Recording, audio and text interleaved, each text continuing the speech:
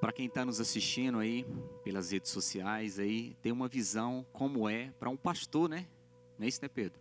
Como é para um pastor ministrar o culto com a igreja vazia, né? Então você está aí, essa é a imagem que eu tenho há quase 60 dias, mas sem perder a motivação, mas principalmente sem perder o entusiasmo. Porque a motivação ela é abastecida muitas vezes pelaquilo que nós conseguimos enxergar e por aquilo que é gerado dentro da gente. Agora, o entusiasmo, ele é gerado quando você está cheio de Deus. Então, assim, são mais de 20 anos e de frente aqui à igreja, pregando, né, aconselhando. E pregar com a igreja vazia não é nada fácil. Por quê? Porque a gente começa a sentir falta de alguns irmãos, daqueles glória a Deus da irmã Antônia, daquele pulo que o irmão Sabino dá, da irmã que vem na frente e pede para abrir a Bíblia, daquela criança que passa correndo, daquele irmão que chega no final do culto, pega na nossa mão e fala, pastor, aqui para o senhor comer uma pizza com a sua família. Ou daquele outro que traz um saco de laranja, ou um alface, ou um queijo. Ou daquele outro que chega para a gente e todo domingo ele tem um sonho para contar e a gente sempre tem que dar uma palavra. Isso é igreja, irmão. Você que está me assistindo pelo YouTube, aí, por esse canal, você que quer ingressar no ministério pastoral e quer pastorear sem ter conflito, não se meta nisso. Por quê? Porque o pastor é aquele que trabalha os ossos, o corpo, tudo, né? Então, a você que está nos assistindo aí, eu quero hoje ministrar essa palavra para você. Eu quero hoje trazer uma palavra muito profética, muito direcionada, que o Senhor sobrou no meu ouvido há algum tempo. E hoje eu quero impartir com você, na hora que eu terminei o culto aqui no domingo, o Espírito Santo de Deus falou assim para mim, porque todo culto que nós estamos ministrando online, nós precisamos de ter muita sabedoria no que a gente fala. Porque a gente sabe que vai ficar gravado e algumas pessoas vão nos assistir. E as pessoas podem usar essa palavra para algum momento, um conselho, algo vir que você possa estar precisando de receber. E a pessoa vai ali, clica, fala, tem uma palavra aqui para mim. Então a gente precisa administrar com muita propriedade o nosso louvor que a gente oferece a Deus, a palavra, porque a gente sabe que a gente está entrando em muitas casas, muitas famílias, né? Nós estamos com pessoas do Japão nos assistindo, dos Estados Unidos, então a gente precisa de ter muita visão profética. Não se trata de vir dar uma palavra, nós não estamos aqui para dar uma palavra apenas, estamos aqui para trazer uma revelação de Deus. Então por isso nós estamos fazendo isso com muita propriedade, com muita oração. Eu e a pastora Lu, nesses 60 dias, a gente tem orado muito, né? Quem está mais perto de mim está vendo isso, sabe um pouco a nossa intimidade, as nossas lutas diárias, para a gente tentar manter tudo isso aqui para você, para sua família. E eu agradeço a Deus todos os irmãos que têm investido financeiramente, mas também em orações, para que isso aconteça, para que a gente esteja aqui, e todas as esposas, os maridos que têm liberado, as pessoas que estão diretamente nos ajudando para que isso aconteça, para que a gente tenha essa oportunidade de chegar até a sua casa, chegar até o seu lar, para abençoar a sua família. Essa semana nós recebemos mensagens de pessoas de Goiânia, né? Então é importante a gente saber que existem palavras que estão sendo abençoadas e direcionadas às pessoas.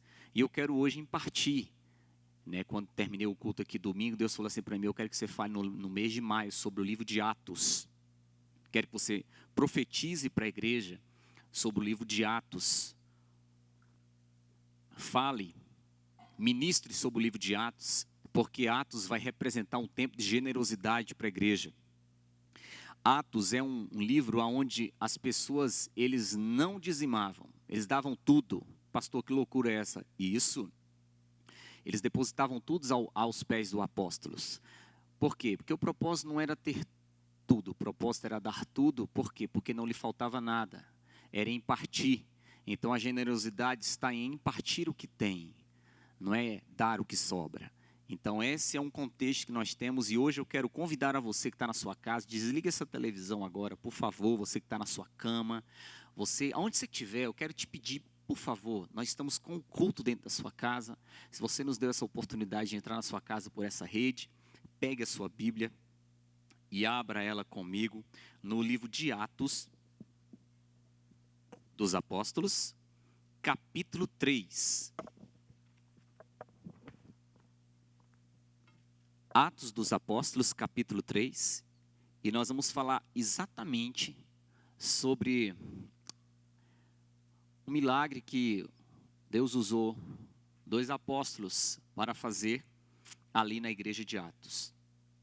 Esse livro de Atos é um livro da representação da generosidade, é o livro da representação da igreja para esse tempo que estamos vivendo, que precisamos de ter. Eu nunca esperei na minha vida, né? Não podia esperar que isso um dia ia acontecer. A gente pregar com a igreja sem ninguém, no pleno domingo à noite, e a gente entrar na sua casa pela rede social, né? Eu acho que quando eu contar isso para os meus tataranetos, eles vão acreditar, porque a net, como se diz, a tecnologia vai estar mais avançada, mas eu quero ter essa oportunidade de poder ter os meus netos e bisnetos na mesa e poder contar que algum tempo atrás eu fiz um culto assim e o povo da igreja nos assistiu, nos apoiou, investiu orações, tempo, recursos e amor para que isso acontecesse. E é isso que eu quero vos fazer lembrar agora. De que maneira você vai querer ser lembrado pelos seus bisnetos e pelos seus netos? Como uma pessoa que investiu oração, recurso, saúde, dedicação, tempo, ou apenas quero ver só o que vai acontecer. Você não é um figurante da história. Você é o protagonista dessa história. E ajude a gente a fazer essa história na Igreja Embaixada das Nações. Eu quero contar com você e com a sua família. E ter essa oportunidade de poder contar para os meus netos e para os meus bisnetos que um dia alguém, uma família que congregou com a gente, fez parte dessa história e não saiu do barco, ficou com a gente até o fim. Atos capítulo 3, versículo 1, diz assim: Pedro e João subiam ao templo para a oração da hora nona, 3 horas da tarde. 3 horas da tarde, Pedro e João foram para a igreja. E quando Pedro e João chegaram na igreja, era levado um homem coxo de nascença, o qual punha-se diariamente à porta do templo, chamada Formosa, para pedir esmola aos que entravam. Vendo ele a Pedro e João que iam entrando no templo, imploravam que lhe desse alguma esmola. Pedro olhou fixamente com João e disse: olha para nós, rapaz. Ele olhou atentamente, esperando receber alguma coisa. Pedro e João disse: não possuo nem prata e nem ouro, mas o que tenho isso te dou. Em nome de Jesus Cristo o Nazareno, anda. E tomando pela mão direita, o levantou imediatamente os seus pés, e os tornozelos se firmaram. E um salto se pôs em pé, e passou a andar, e entrou com ele no templo, e saltando, louvando a Deus, vindo todo o povo, ao andar e louvando a Deus, reconheceu-se ele o mesmo, que esmolava sentado à porta formosa do templo, enchendo de admiração e assombro por isso que lhe acontecera. Olhe para mim. Quando eu li esse texto me leu. Porque a Bíblia diz que quando Pedro e João saíram de casa, eles encontraram aquele homem na porta da igreja, só que aquele homem não ia para a igreja, aquele homem era deixado na porta da igreja. Há uma diferença entre você ir à igreja e uma diferença entre você ser deixado na igreja. E quando a gente olha esse contexto, eu vejo um homem que ele não ia à igreja para ir à igreja. Ele ia para a igreja para receber uma esmola. E essa é uma diferença desse tempo. Quando nós íamos à igreja, nós íamos à igreja para ser a igreja ou nós íamos à igreja para estar na igreja? Esse rapaz que era coxo, que não fala o nome dele, apenas a idade, ele tinha mais de 40 anos, ou cerca de 40 anos, a Bíblia contextualiza isso mais na frente. Mas eu não quero me atentar a isso, eu quero apenas que você observe o que nós vamos falar para você nisso. Aqui nós temos um exemplo de um homem que ia à igreja com uma visão material. Ele buscava a porta da igreja para que olhasse ele com um senso de misericórdia, que ali lhe ofertasse ou lhe desse uma esmola. Só que quando você observa, quando Pedro e João chegam na porta da igreja, e Pedro e João vê aquele rapaz, ele pede a esmola, mas quando Pedro e João olham para ele olha para Pedro e João, e Pedro e João pede para ele, olha para mim. Por quê? Porque ele já era tão acostumado a pedir, que ele ficava nessa posição.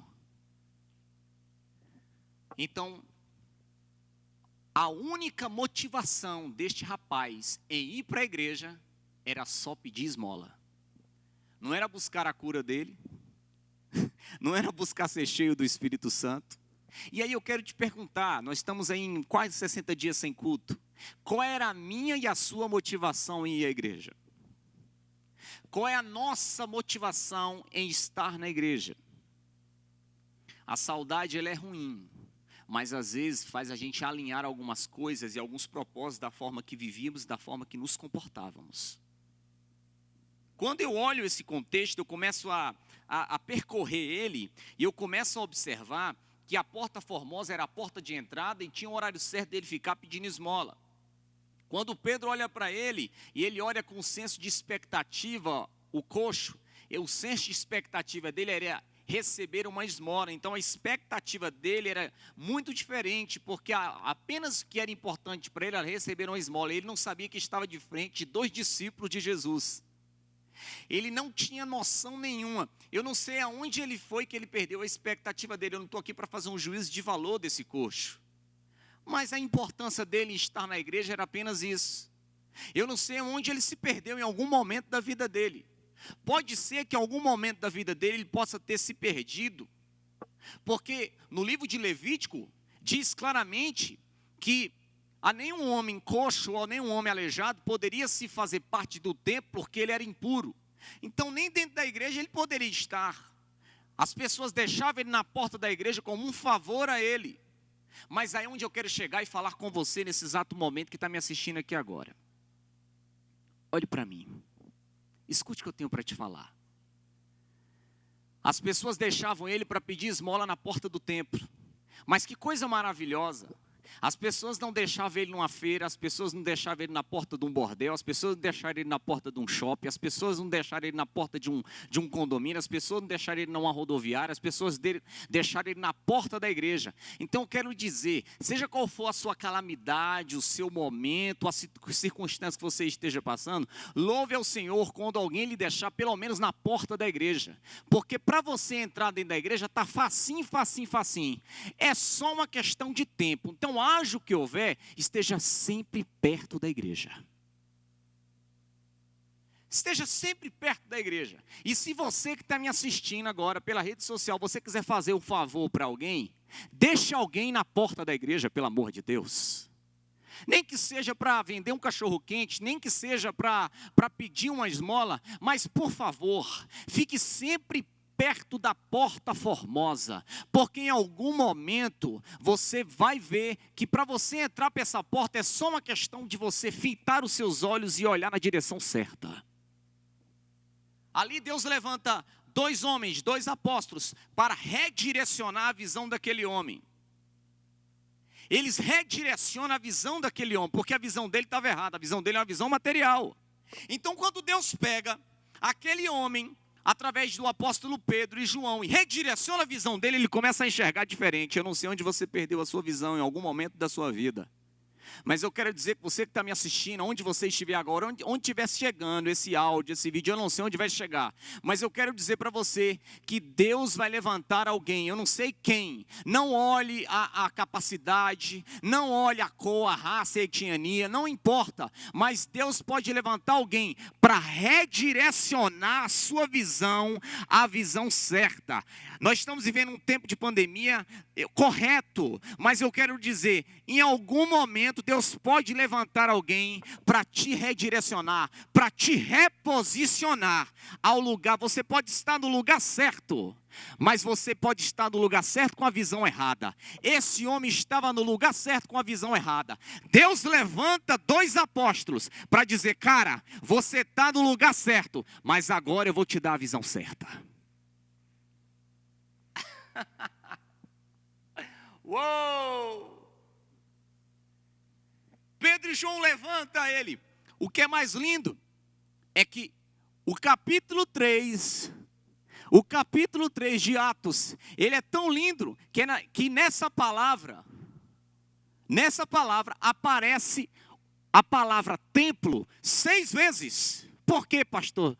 Por que o escritor quis falar tanto de templo, templo, templo, templo, templo? Por quê? Porque ele queria mostrar que mais importante do que a dificuldade que aquele coxo estava passando, mais importante do que a dificuldade que você está passando na sua casa, na sua família, não tire a oportunidade do templo, não tire da sua mente a questão de estar no templo, no templo, no templo, haja o que houver. Eu não estou cultuando presencialmente, mas eu estou no templo, templo, templo, templo. É só uma questão de tempo para você entrar para o templo. Uou! E aí, quando nós vamos seguindo essa palavra, quando Pedro olha naquele homem, Pedro está pedindo para ele olhar para ele, para dar um senso de igualdade. Eu quero que você olhe para mim. Olha para mim! Porque eu quero te direcionar. Eu quero mostrar para você que não há uma diferença entre nós. Mesmo coxo, impuro, você não pode entrar na igreja, né? A religião não lhe permite, seja você uma pessoa impura, como você acha, porque a religião pode dizer para você. Escute bem. Mas em nome de Jesus, Deus sempre vai levantar um homem com misericórdia no coração dele, com misericórdia, para te abençoar. Sabe o que é lindo? Há o contexto de cura. Primeiro, ele olha, o apóstolo olha. Segundo, ele fala. Terceiro, ele toca. E por último, ele levanta. Esse é o contexto da cura. Primeiro olha. Segundo, fala. Depois, toca. E depois, levanta. Aquele homem queria apenas uma esmola para resolver um problema dele naquele momento. E Deus queria dar uma cura para ele eternamente. Talvez nós estamos pedindo ao Senhor, Senhor, eu quero isso para este momento. Deus está falando, não, eu quero te usar para você abençoar uma descendência, uma geração. Não pense só naquilo que você quer para este momento. Fala, Senhor, eu quero que superabunde a graça. Eu quero que superabunde, Senhor. Eu quero, Senhor, ser provedor, quero ser provido, mas também eu quero ser provedor. E essa palavra que o Espírito Santo de Deus fez arder no meu coração, essa palavra que o Espírito Santo de Deus fez arder, ele trouxe a visão profética a mim e me disse, meu filho, mostre ao meu povo que um homem com 40 anos de idade, coxo de nascença, 40 anos coxo, ali não tinha mais condição de mais nada, irmão, perspectiva nenhuma. A única coisa que faziam de favor para ele é deixar na porta da igreja. Eu não sei onde você perdeu a sua perspectiva. Eu não sei onde você perdeu a sua perspectiva. Eu já tive dias assim. Mas eu falei com Deus hoje. Eu falei, Senhor, só vou te pedir uma coisa, Pai. Enquanto eu estiver de pé, eu quero ficar na porta da igreja. Mas você é um empresário, você é um médico, você é um servidor, você é um pedreiro, você é um carpinteiro, eu sou rico, eu sou milionário. Cara, deixa eu te falar uma coisa, nunca deixe que a sua visão material lhe deixe apenas na porta da igreja para o resto da vida. Não venha à igreja com o senso de ficar rico. Se você quiser ficar rico, vá para um cassino. Pastor, isso é doido. Porque as pessoas vão lá para fazer jogo, para tentar ficar rico. Venha para a igreja para você descobrir quem é Deus na sua vida. Venha para a igreja para você descobrir a presença do Espírito Santo. Venha para a igreja para você ser cheio do Espírito Santo, porque o Senhor vai te reposicionar. Pastor, mas ir para a igreja não me deixa rico? Não, ir para a igreja vai reposicionar você para você buscar coisas que valem mais do que o dinheiro. Mas o dinheiro não é importante? Demais da conta. O dinheiro traz velocidade, o dinheiro abençoa muito, a igreja precisa de recursos, nós estamos precisando de muito recurso, irmão. Eu sei, mas mais importante do que isso é você ter o coração cheio do Espírito Santo, para ninguém ficar se humilhando em rede social pedindo dinheiro para você o tempo todo. Não é necessário isso.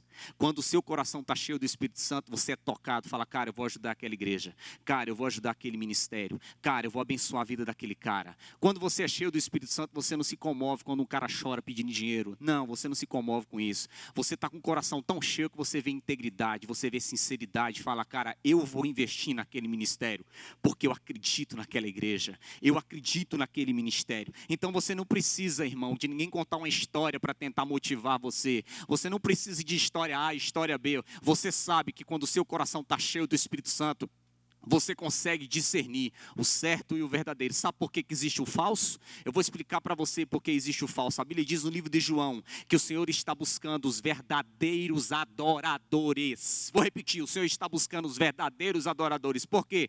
Porque no meio dos verdadeiros tem os falsos. Então, se Ele está buscando os verdadeiros, sempre vai ter os falsos. Então, querido, eu quero te dar uma notícia boa. Nos meios dos adoradores tem os falsos e tem os verdadeiros. Então, eu quero te falar, não use uma circunstância, uma decepção que você teve numa igreja, com um pastor, com alguém que traiu, alguém que roubou a igreja, alguém que falou mal, alguém que pegou tua mulher, alguém que roubou teu marido. Não use uma circunstância dessa para você não perder a sua intimidade com o Espírito Santo. Não use uma enfermidade com alguém, com A e com B, para você falar mal da igreja, denegrir a imagem da igreja. Escute bem, a sua intimidade é com o Espírito Santo de Deus. É Ele que te enche, é Ele que te dá a graça. Não use um casamento acabado para detonar o dos outros. Não use uma situação para detonar o dos outros. Não fique com a visão materialista, porque o pastor é ladrão, porque isso é ladrão, o padre é ladrão, isso é ladrão. Não use isso. A questão é entre você e Deus, a questão é entre você e Ele. Então, querido, seja cheio do Espírito Santo. Um homem, uma mulher cheio do Espírito Santo,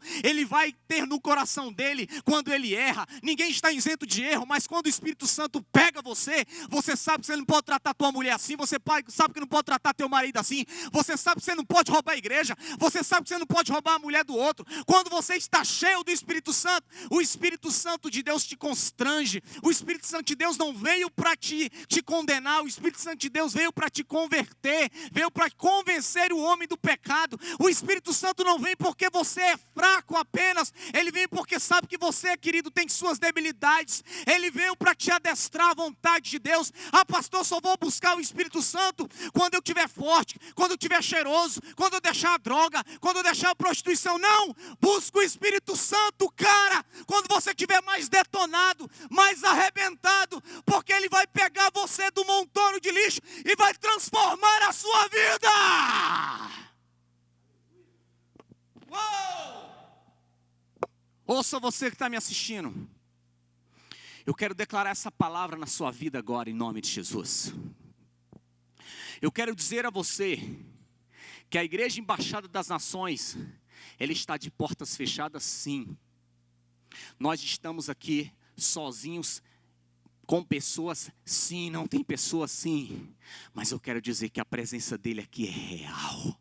E a mesma presença dele que está aqui, está no seu quarto agora, está na sua casa, está no seu carro, está em todo lugar, porque o Espírito Santo de Deus não habita apenas em templos, ele habita dentro de pessoas. Seja cheio da glória dele, seja cheio da presença dele. Quando Jesus Cristo, querido, ele tem a ascensão dele e vai ao céu, e ele volta, ele olha para aqueles discípulos todos incrédulos, sem perspectiva, sem nada, sem sonhos, nada. E quando ele olha para aqueles discípulos sem perspectiva nenhuma, ele só diz uma coisa a eles: ide por todo mundo e pregai o evangelho, mesmo falho, mesmo você que tomou uma cerveja, mesmo você que fumou um cigarro, mesmo você agora que está na boca de fumo, cara, mesmo você que está detonado aonde você estiver. Eu quero dizer, nenhuma circunstância pode dizer que você não é filho de Deus. Eu quero declarar na tua vida agora algo mais forte, mais profundo agora. Hoje eu estava no chuveiro tomando um banho e eu comecei a lembrar da minha avó, mãe de 8 filhos, uma mulher que criou 8 filhos sozinha. Eu falei: Senhor, a minha avó é a representação de uma mulher que criou os filhos sozinha. Então ela não tem uma representação de paternidade, porque a família correta é pai e mãe, tá? Então a minha avó, cara, que criou meus 8 oito tios sozinho, ela não tem uma representação de paternidade. Deixa eu te falar uma coisa agora, em nome de Jesus, você que está me assistindo, você que é criado só, você que não teve um pai, você que não teve uma mãe, não teve a representação, eu quero dizer uma coisa para você: em algum momento da sua vida, alguém quis tirar a sua identidade, em algum momento da sua vida, você pode ter sido jogado fora, como um lixo na porta de uma igreja, em algum momento você pode ter sido jogado em algum ambiente, mas eu quero declarar na tua vida agora. Deus me fez lembrar a minha avó que não tinha um marido para cuidar dos filhos, então eu sei que você como mãe ou como mulher pode ter vergonha do divórcio, você pode ter vergonha de ter ficado só com as crianças, e aí você tem vergonha porque a representação certa é um marido e uma mulher. Querido, é isso que o contexto familiar diz, mas o contexto profético não diz isso não. O contexto profético diz que ainda que o homem, ainda que um filho esteja abandonado, eu todavia não te deixarei, cara. Então receba essa palavra no teu espírito agora, em nome de Jesus. Quero orar por você. Quero orar por você. Pastor, seu teólogo, qual é a sua formação? A minha formação é filho, cara. Pastor, qual é a diferença entre eu e o senhor? Nenhuma. Eu tenho apenas uma autoridade aqui eclesiástica que pastoreio uma igreja, eu e minha esposa há 20 anos. Mas isso quer dizer o quê, pastor? Não quer dizer muita coisa. Porque se o Senhor tirar o espírito dele em mim, eu não sou ninguém. Sou dependente dele. Pastor, e eu que estou na sarjeta arrebentada, eu posso ser igual ao senhor? Não, você não vai ser nunca igual a mim. Você pode ser melhor do que eu. Por quê, pastor? Porque, querido, ainda há tempo para você. Ainda há tempo para sua família. Ainda há tempo para sua casa. Pastor, há tempo? Cara, é só uma questão. Pastor, mas eu sou o último. Cara, deixa eu te falar uma coisa. Eu acredito no poder de Deus. Agora, se em algum momento você perdeu as oportunidades da sua vida, não murmure contra Deus. Peça assim: Senhor, faz outra vez. Faz outra vez. Faz outra vez. Me dá uma nova chance, Senhor. Faz outra vez, Pai. Faz outra vez. Querido, se Deus quiser te levar a lugares para consertar algumas coisas, aceite. Se em algum lugar você se perdeu no meio do caminho, retorne. A palavra conversão ou converter significa voltar ao caminho. Então, converter, querido, não é colocar um terno bonito ou uma gravata bonito, ou a saia até aqui embaixo, o cabelo apenas até aqui, ou querido, olha, você vai para o inferno porque você é isso, você vai para o inferno porque é aquilo. As pessoas ficam mandando as outras para o inferno todo momento por causa da religião. Cara, deixa eu te falar uma coisa, escuta o que eu vou te falar. O poder do inferno não está na boca de crente nenhum, o poder do inferno não está na boca de crente nenhum. O que está na boca do crente é apenas uma coisa: ser tu uma bênção, apenas isso. Deus quer hoje ministrar isso na sua vida. Coloca a mão no seu coração agora. Espírito Santo, obrigado por essa oportunidade que temos, Pai. Obrigado porque estamos diante de Ti, Senhor. E eu sei que nós não estamos só, Pai. Haja o que houver, Senhor. Eu sei que existem famílias agora que estão aqui, Senhor, nos assistindo. Existem aqueles que estão agora dentro das suas casas, nos seus lares. E eu creio em nome de Jesus Cristo que esse é um tempo de reposicionamento, realinhamento. Nós não podemos esquecer do livro de Atos. 6 vezes a palavra igreja no mesmo capítulo. Por quê? Para entender que a igreja ainda é um lugar importante. Não é porque a igreja é manchada por homens. Não é porque existem homens que se sentem espirituais porque estão em cima do altar. Tem que demonstrar que fala línguas estranhas para ser espirituais. Não. O mesmo Deus que põe é o mesmo Deus que tira. Não. Escute bem. Não é por causa do homem que nós vamos caluniar e amaldiçoar a igreja. A igreja é dele. E Deus tira e põe na hora que quer. Eu quero abençoar a tua vida nessa noite. E eu quero que você fique com o som dessa canção. Coloca a mão no seu coração e ore.